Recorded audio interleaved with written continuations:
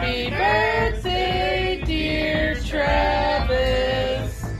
Travis was 21 years old when he died of fentanyl poisoning. There is a number in America no one wants to say out loud.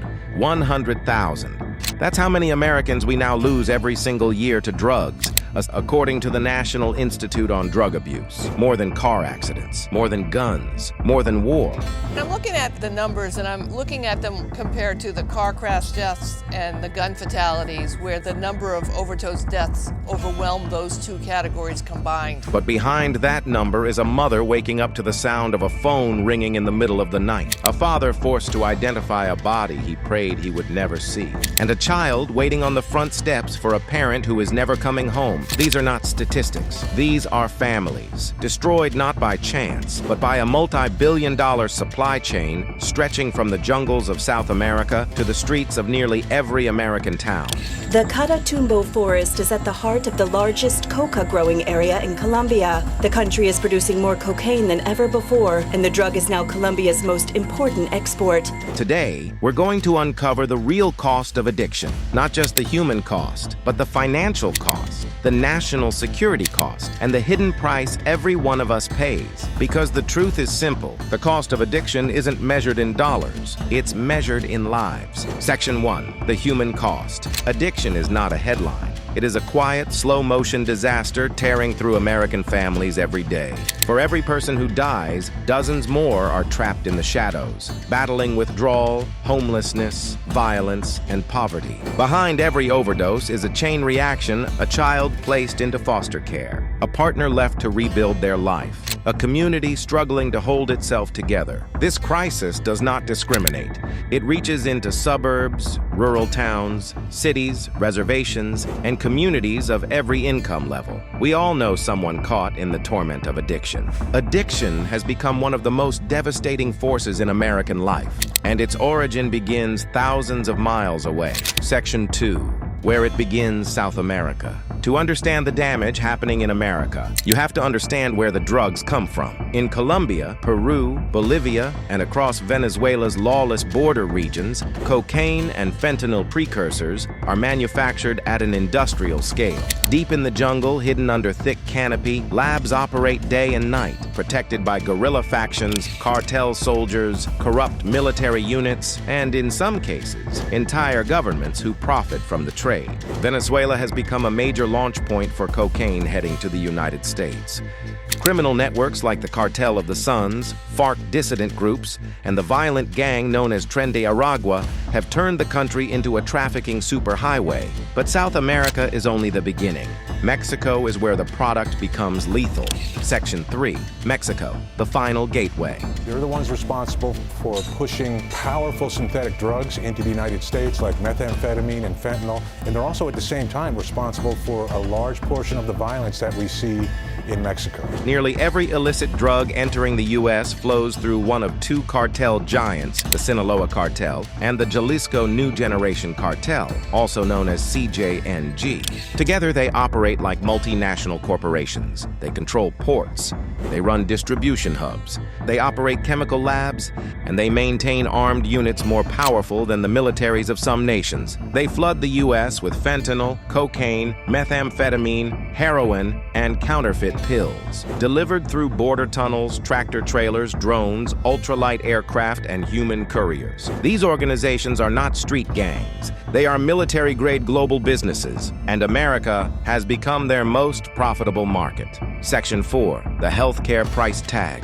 Addiction is one of the most expensive health burdens in the United States. Emergency room visits, overdose reversals, detox admissions, rehab programs, HIV and hepatitis treatments, pregnancy complications, chronic mental health crises. The total cost to the American healthcare system is staggering, between $35 and $50 billion every year. Behind those numbers are real people, nurses reviving the same patient 3 times in 1 month, doctors overwhelmed by overdose victims arriving faster than they can be treated. The increase in overdoses, it's putting significant pressure on all of our emergency departments. Families drowning in medical debt while trying to save someone they love. And yet, this is just one part of the bill.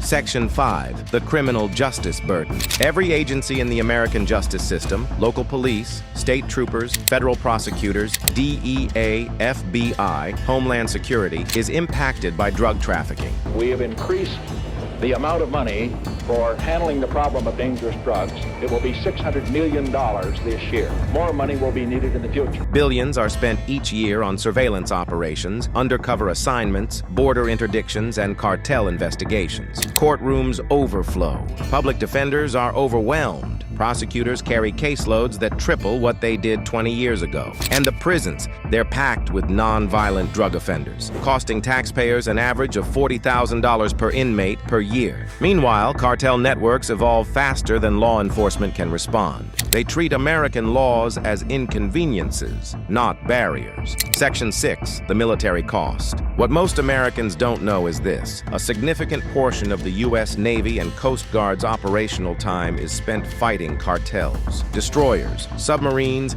and P-8 Poseidon surveillance aircraft sweep the Caribbean and the Eastern Pacific. We received the cooperation of the United States, especially the PA, some Coast Guard. Helicopter crews intercept high-speed drug boats in the open ocean. Coast Guard boarding teams risk their lives raiding cartel-controlled vessels. A single naval deployment can cost tens of millions of dollars. Fuel, logistics, maintenance, aircraft time, personnel, and after all of that, only a fraction of the drugs are ever intercepted. The cartels know this. They send decoy boats, underwater torpedoes, low-profile vessels, and homemade submarines designed to evade radar. It is a cat-and-mouse game costing American taxpayers billions. And the cartels still win. Section 7, the economic collapse effect. Addiction doesn't just destroy bodies, it destroys the economy. Millions of lost workdays, skyrocketing disability claims, businesses losing employees faster than they can hire them, families forced into bankruptcy. Economists estimate that addiction costs the U.S. between $200 and $300 billion every year in lost productivity alone. That is more than the annual budgets of many federal agencies combined. And unlike other economic problems, this one grows every year. Section 8, the social breakdown. Beyond the money, there is the cost felt on the ground. Homelessness, children entering foster care, families torn apart, rising crime, collapsed town centers. Social service systems buckle under the weight. Shelters overflow. Mental health clinics can't keep up. Emergency responders are pushed to their limits. In many communities, this isn't a crisis anymore. It's a way of life, a slow erosion of stability, brought on by drugs produced thousands of miles away. LA homeless crisis is the worst it's ever been. So many of these homeless get imprisoned with the drugs, with the fentanyl. So something is very wrong. Section 9, the true cost. When you combine everything, healthcare, criminal justice, homelessness, incarceration, military operations, lost productivity, social services, the real yearly cost of addiction and drug trafficking in America exceeds $1 trillion. $1 trillion every year, more than the budgets of most nations. More than we spend on education, more than we spend on infrastructure. But the most devastating cost isn't financial, it's human.